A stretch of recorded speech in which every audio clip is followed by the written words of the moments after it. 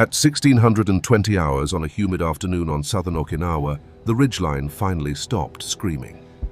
The last of a Japanese Banzai rush had shattered against machine gun fire and grenades, and the air that had been full of shouts and muzzle flashes collapsed into a stunned quiet.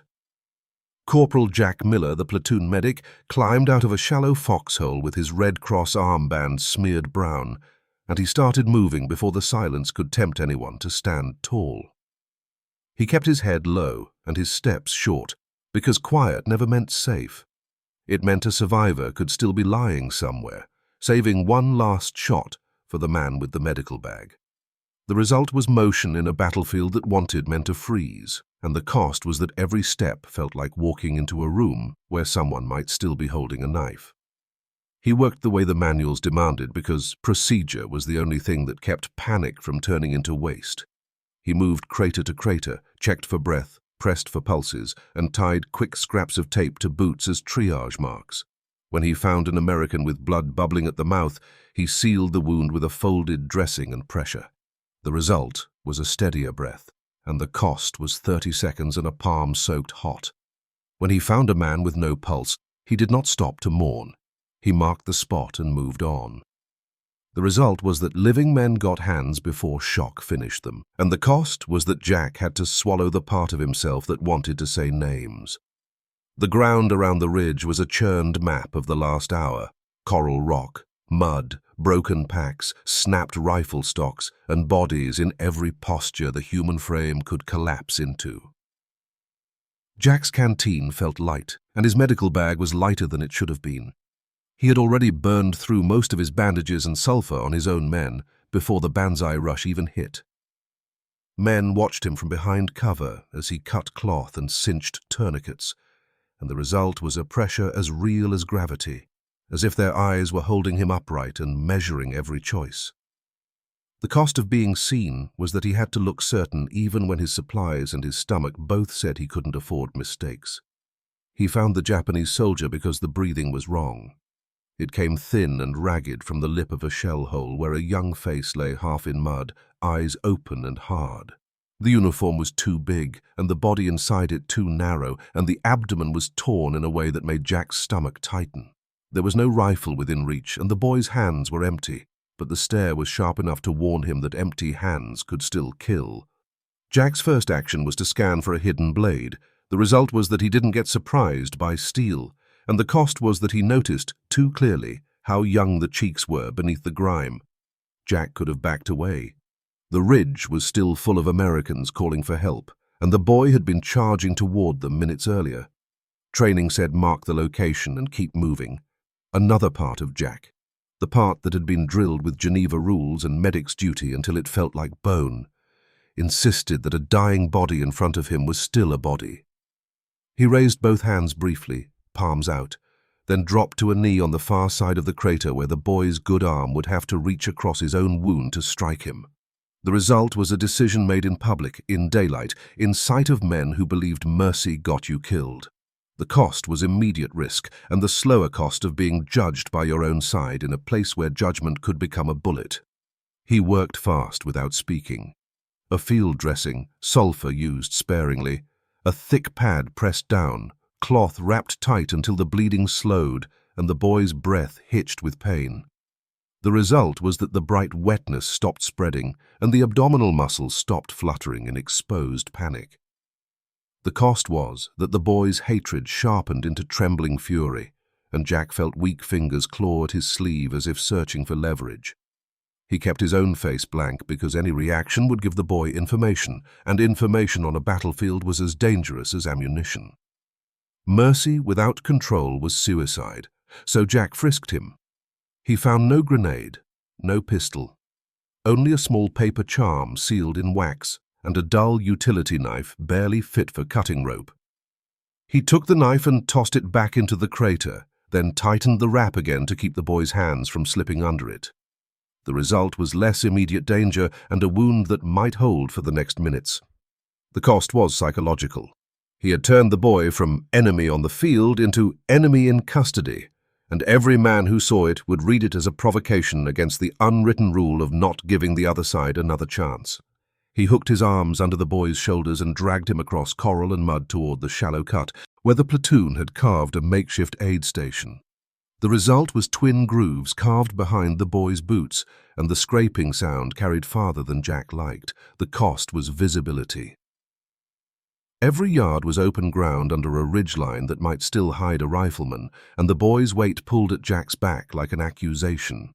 When he reached the dugout entrance, 2 riflemen stared at him as if he had dragged a live grenade inside, their muzzles never fully lowered.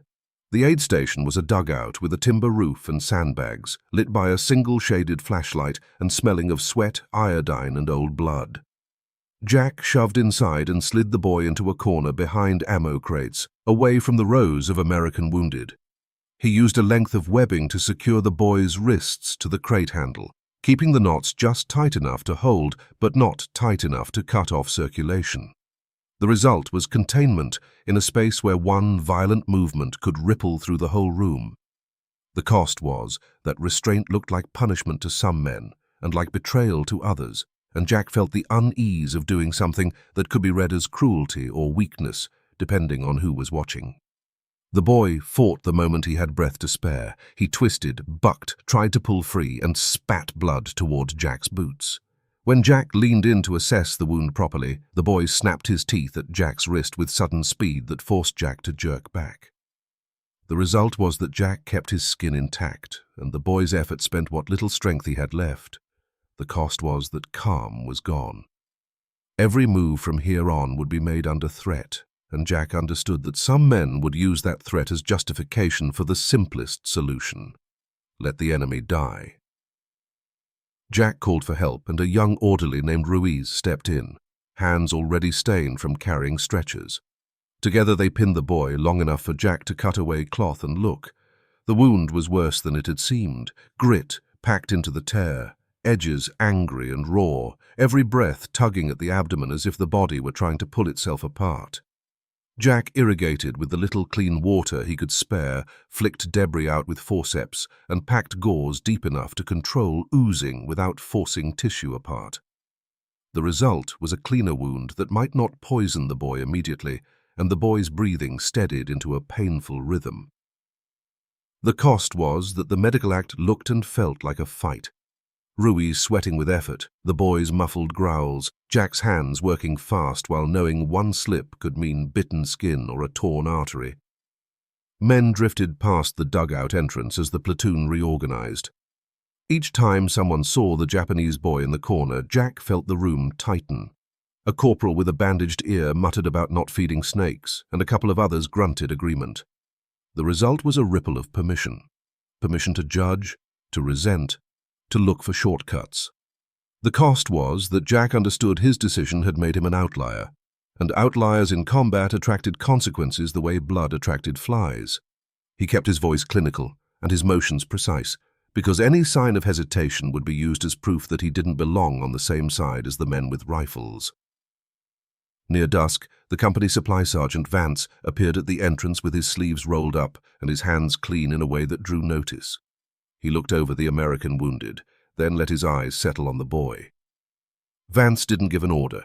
He offered questions about limited penicillin, about how dangerous prisoners could be on a march, about accidents that happened when men were tired and angry.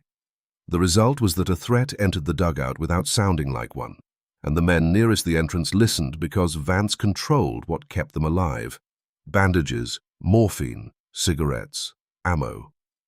The cost was that Jack recognized the shape of the trap: make mercy look like negligence, make compliance look like duty, and let the record vanish with the body.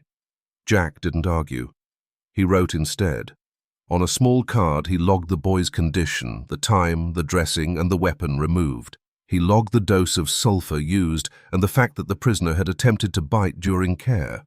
The result was a paper trail that belonged to the army now, not to rumor, and it forced the situation into the language of records instead of the language of revenge. The cost was that writing in a war zone felt like pretending ink could restrain violence, and Jack could already imagine someone wanting the card to disappear as badly as they wanted the boy to disappear. Night came damp and heavy. Jack checked the boy's pulse and found it faster and weaker. The skin under his glove felt hot. He gave another small dose of sulfur and prepared a penicillin injection from a dwindling supply, choosing the needle because the wound's smell had shifted towards sour, and the boy's eyes had started to glaze. The result was a chance, not a promise, that the fever might not run away with him before dawn. The cost was that this dose could not be used on an American later, and Jack felt the weight of it in the quiet of his own chest. If this moment matters to you, please like and follow. The next part is where the danger moves inside the lines. By midnight, the fever climbed into the range where men started talking to ghosts. Jack pressed the back of his fingers to the boy's forehead and felt heat like a stove, then watched a strip thermometer creep past 103. He chose the oldest tools he had: wet cloth, frequent changes, constant watching. He wrung water into a rag, wiped the boy's neck and chest, and kept the webbing loose enough to avoid swelling while still keeping the wrists controlled.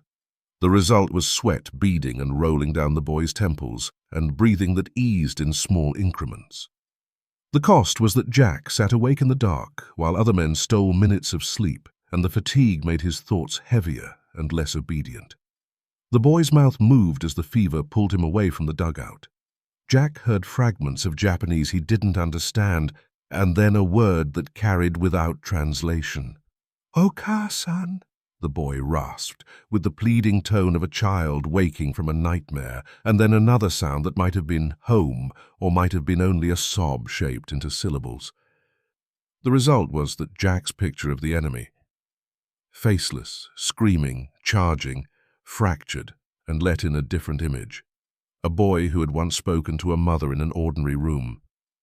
The cost was immediate and private, because the softness that rose in Jack's chest felt like disloyalty to the men outside who had died with no mother to answer them. He forced himself back into tasks because emotion without action was a luxury. He checked the wound for seepage, adjusted the dressing, and counted the boy's breaths the way he counted his own to keep calm. The result was that the fever stopped climbing quite as fast, and the boy's hands stopped twitching in constant fight. The cost was that Jack had to keep looking at the boy's face. The youth under the grime made the earlier hatred look less like strength and more like training, and training could be broken, but breaking it, Jack realized, might break him too.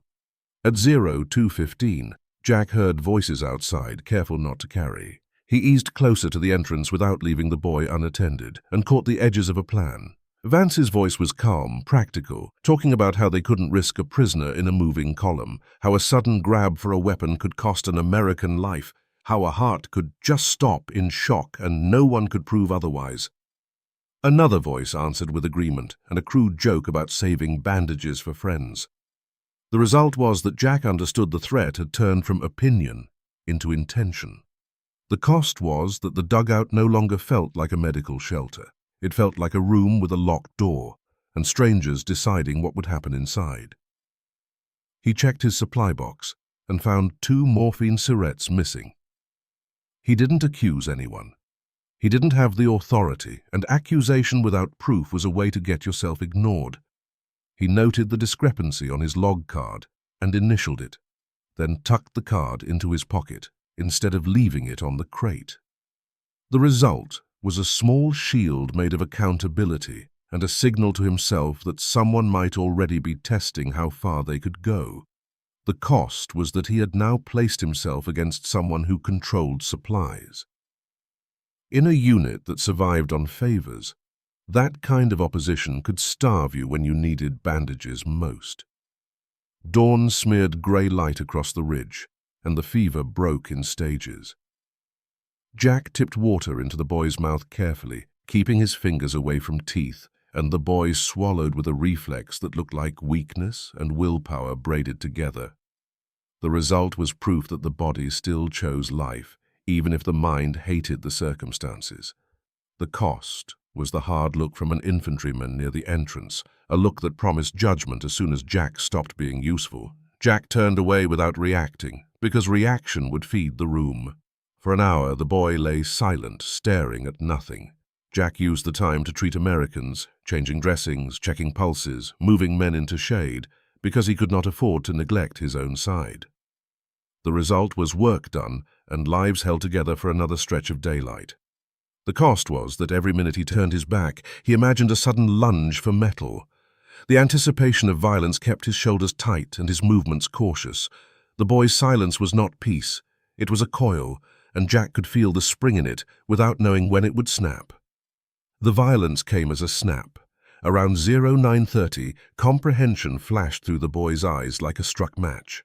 He jerked against the webbing with a burst of strength no one expected, twisted his wrists, and tore at the bandage over his abdomen while rolling toward the crate where Jack kept instruments. The result was immediate. The dressing ripped, the wound gaped, and fresh blood spread in a dark bloom across gauze and cloth. The cost hit at once: lost progress, lost supplies, and the proof Vance needed to claim the medic had made a lethal mistake. The boy's face was not only rage now, it was terror, shame, and a panicked insistence that he would rather die moving than live bound. Ruiz grabbed the boy's shoulders and pressed him down. Jack pinned the forearms while keeping his knees off the torn abdomen, and the boy lunged for Jack's wrist, teeth clacking shut on air as Jack pulled back. The result was containment, barely, and the boy's strength collapsed into trembling. The cost was 3 nail rakes across the back of Jack's hand. Jack poured iodine on them without hesitation, feeling the burn as a reminder that every contact here lasted longer than a minute. He cut away the ruined dressing, packed the reopened tear with gauze, and tied a new wrap with the last full roll in his bag. The result was bleeding slowed again, and the boy's eyes glazing with pain.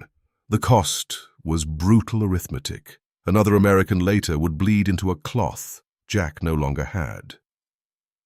Vance stepped into the entrance as if he had been waiting for the moment. He looked at the blood and at Jack's torn hand and offered his conclusion in a voice that sounded like concern. He said the boy had just demonstrated why a prisoner was not a patient but a hazard, and why a quiet solution would protect Americans on the march. The result was that 2 infantrymen behind him nodded, already convinced, and one shifted his rifle as if rehearsing a future. The cost was that murder had been wrapped in the language of safety. Jack could feel the room trying to convert fear into permission. Jack answered with procedure because procedure was harder to argue with than conscience. He held up the log card, pointed to the timestamps and the inventory note, and stated the boy had been stabilized twice and remained under medical care with documented behavior. The result was that he claimed the situation as a medical matter, not a barroom decision, and it forced the conversation into the realm where officers could be dragged in. The cost was Vance's eyes narrowing with calculation, as if he were measuring how to erase paper instead of how to win an argument. Jack saw that the real fight was not about the boy's life. It was about control of the narrative.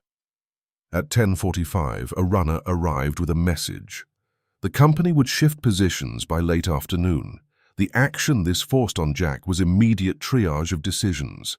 If the boy stayed, someone would solve him. If the boy moved without custody, the march would become an excuse for violence. If the boy died naturally, the argument would end and Vance would call it mercy. The result was that no option felt clean. The cost was time pressing down like a boot on his chest. Jack realized that his choice to treat the boy had already pushed him into a corner, and now the corner was getting smaller. Jack chose the only route that created external accountability. He told Ruiz to stay with the boy and not let anyone near him alone, then left the dugout with the log card in his pocket and walked towards battalion headquarters. The result was that he pulled the conflict into the chain of command, where signatures and orders could replace rumor. The cost was that he crossed open ground, knowing he was making enemies among men who would soon be marching beside him with loaded rifles. A medic who was seen as soft could be left behind in a barrage or missed in the confusion, and Jack could not pretend he didn't know that. The battalion aid post sat behind a low rise under camouflage netting. Jack found Captain Hayes, the battalion medical officer, and reported in tight clinical terms. The wound, the fever, the re-bleed, the attempted reach for instruments, the missing morphine, the words he had overheard. The result was Hayes's face tightening into professional focus as he took the log card and asked for Ruiz's name as a witness. The cost was that Jack had just accused someone of misconduct in wartime. Even a true accusation could bounce back like shrapnel if the wrong people decided it threatened the unit's cohesion. Hayes didn't offer a speech. He issued orders. Jack was to return, keep the prisoner alive if possible, and prepare him for evacuation as a wounded detainee. A military police sergeant was to assemble 2 men and meet Hayes at the platoon position within the hour. The result was that Jack's private struggle became a documented operation, with a route and a guard detail and a name attached. The cost was escalation. If anything went wrong now, it would be official, and official mistakes never stayed inside one dugout. They became charges, whispers, reputations. When Hayes arrived at the platoon dugout with military police, the air stiffened as if another layer of sandbags had been stacked. Hayes examined the dressing, checked pulse, and asked short questions that demanded short answers. He signed the log card with his own name, making Jack's paper shield heavier, and ordered the prisoner to move with the medical convoy under guard. The result was an official transfer of custody that stripped Vance of his ability to solve the problem quietly. The cost was the anger it forced underground. Men who felt overruled in war didn't always forgive. Sometimes they waited for the next moment when an officer wasn't watching. Vance tried once more, pointing to Jack's scratched hand and the fresh blood and asking, in a tone of practicality, how many Americans had to die before the army stopped being foolish. Hayes drew a boundary instead of arguing. Supplies were to be inventoried immediately. Any further talk of quiet solutions would be treated as a violation. The result was Vance stepping back, expression neutral, because open defiance would have consequences he couldn't control. The cost was the small, cold promise in his eyes that the conflict had not ended, only changed shape. Jack understood then that the enemy he had to fear was not always the one in the corner. The boy lay still under the new dressing, breathing shallowly, and for the first time since Jack had found him, he did not fight. The military police loosened the webbing just enough to prevent swelling without granting freedom, and Ruiz adjusted the boy's head so he could breathe. The result was fragile equilibrium, enough restraint to prevent violence, enough care to prevent death, and enough paperwork to keep the story from being rewritten by whoever spoke loudest. The cost was that Jack knew this equilibrium existed only because outside authority had been summoned. Without that authority, mercy would have been outvoted by convenience in minutes. The evacuation vehicles arrived before noon, but nothing in combat moved as cleanly as a plan. A medical truck idled behind cover, engine vibrating through the ground. Jack checked the dressing again, gave another small dose of antibiotic, and ensured the airways stayed clear as 2 medics prepared the stretcher. The result was a patient stable enough to survive a rough ride for the next hour. The cost was that Jack used his last clean gauze to reinforce the bandage, leaving an empty pocket and an unease about who would bleed next without it. When the stretcher bearers lifted the boy, his eyes opened and tracked movement with wary exhaustion. He didn't spit or snarl, he simply watched, and the watching carried confusion and shame layered over hate. Jack walked beside the stretcher, not touching, close enough that his presence signaled ownership of the process and warned off hands that might stray. The result was that no infantryman stepped in to help the wrong way. The cost was standing in full view of his platoon as the man who escorted an enemy to safety. He could feel judgment in the silence, the kind that didn't need words. At the tailgate, the military police sergeant checked restraints and glanced at Jack for confirmation. Jack nodded once. The result was that the boy was slid into the truck and secured, and the machinery of war accepted him as a unit on a manifest instead of a rumor in a dugout. The cost was that acceptance offered no emotional closure, no gratitude, no apology, no clean victory, only the next step in a process that would grind on whether anyone felt redeemed or not. Jack had wanted, for a moment in the long night, to believe that doing the right thing would feel like righteousness. It did not. As the truck eased forward, the boy turned his head and met Jack's eyes for a brief second. It wasn't the blazing hatred from the shell hole, and not the delirious pleading of the fever night. It was hollow, as if exhaustion had burned away everything but survival. The result was that Jack understood he would never know what the boy thought of him. Rescuer, tormentor, enemy, or nothing, and that the boy might not know himself. The cost was a disappointment Jack couldn't justify and couldn't share. The look carried no thanks and no curse, only the emptiness of a life that had been trained to end and had instead been forced to continue. The truck rolled out, tires grinding coral into powder, and dust rose in a sheet that swallowed canvas and guards and then the whole vehicle. Jack watched until it vanished behind the berm. The result was that the boy disappeared into the war's larger machinery, where his fate would be decided by people Jack would never meet. The cost was that the machinery didn't take Jack's questions with it. They stayed, lodged like grit under a bandage, rubbing at the edges of every assumption he had used to survive. About enemies, about allies, about what duty could protect. Behind him, artillery began its steady thump again, and a platoon sergeant called men to pack up and shift positions. Jack stepped back into the dugout to gather what remained. His box was lighter than ever, and the empty space where morphine should have been felt like an accusation. The result was a new clarity that cruelty was not owned by one uniform, and that the line between necessity and convenience could be crossed on either side of a front line. The cost was isolation. He could not trust his enemies, and now he knew he could not fully trust his friends when fatigue and hate made shortcuts look like safety. A new casualty arrived, an American with a shredded calf, carried in by two men with grey faces. Jack knelt and ran the familiar sequence. Pressure, rap, check pulse, until the screaming turned into shaking breaths. The result was a man who might keep his leg and walk again if infection didn't claim it later. The cost was that Jack's scratched hand trembled as he tied the last knot, and he had to force steadiness into his fingers the way he forced steadiness into his thoughts. The war demanded competence even from men whose insides were turning to ash. When he stood, the medical bag on his shoulder felt heavier than canvas and gauze. It held a boy's hatred, a fevered voice calling for a mother, the sudden bloom of blood after a desperate lunge, and the knowledge that his own side could plan in the dark when mercy looked inconvenient. The result was that enemy became less clean in Jack's mind, and therefore more dangerous, because it now included any man who would call murder security and mean it. The cost was that this understanding offered no comfort. It only followed him forward, as steady as the sound of guns, into whatever battles came next.